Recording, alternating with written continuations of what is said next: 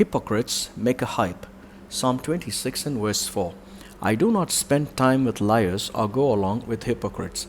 Hypocrite is a person who imitates deceptively some desirable or publicly approved attitudes, especially whose private life or opinions or statements belie his own statements.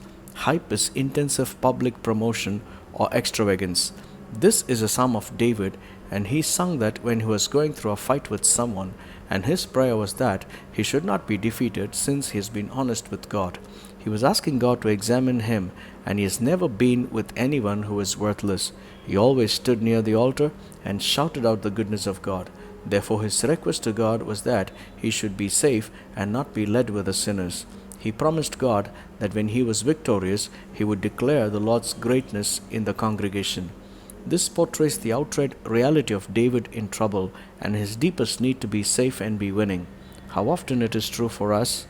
In troubled times, we feel unsafe and we plead God for his grace and protection. We too go to God and declare the possible good deeds we have done for God. Does God rescue us because of our good deeds? No, not at all. It is because of God's own goodness he protects us and gives us victory. On the other hand, hypocrites make a big scene about everything. This particular psalm of David looks hypocritical at some point.